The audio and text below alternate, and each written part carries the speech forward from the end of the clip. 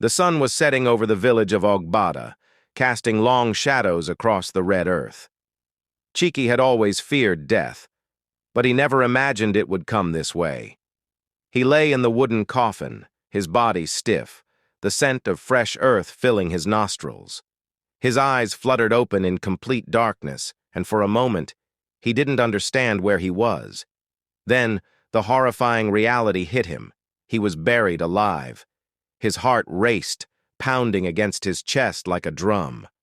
Chika tried to move, but the coffin's narrow space pinned his arms to his sides. His breath quickened, and the air inside the box felt thin, as though it were running out. How had this happened? The last thing he remembered was being sick, lying in his hut while his brother Obiora tended to him. He had felt weak, feverish, but nothing to suggest death was near.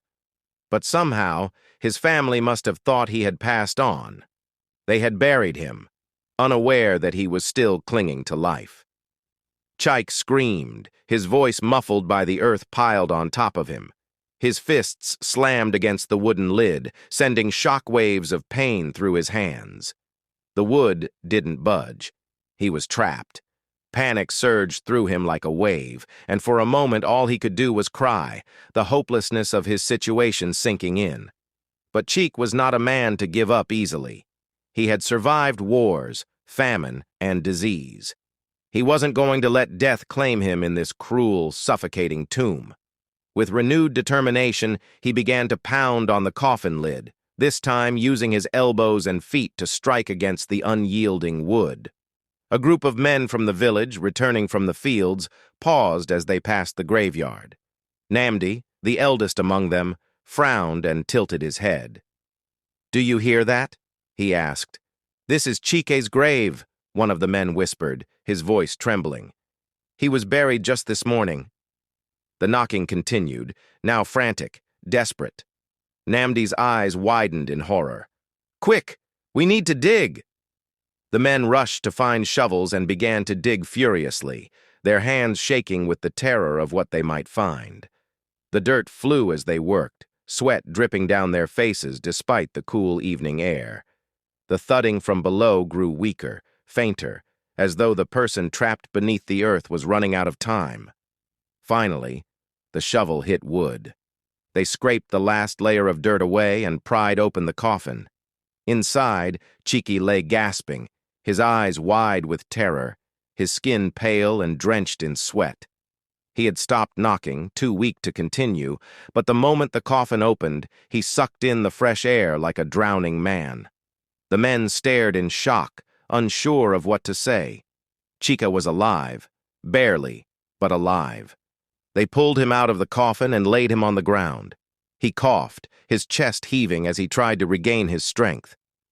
How is this possible?" one of the men whispered, still trembling. Chika looked up at them, his voice hoarse and broken. "I was never dead," he rasped. "You buried me alive." Namdi knelt beside him, his face filled with guilt and disbelief. We thought you were gone. Your body was cold, lifeless.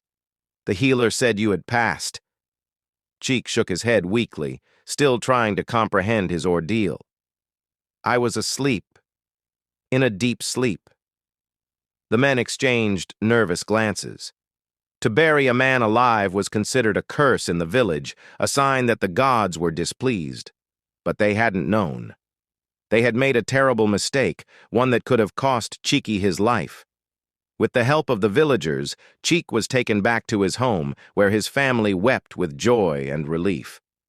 The healer came to check on him, apologizing profusely for the error. But Chika said nothing.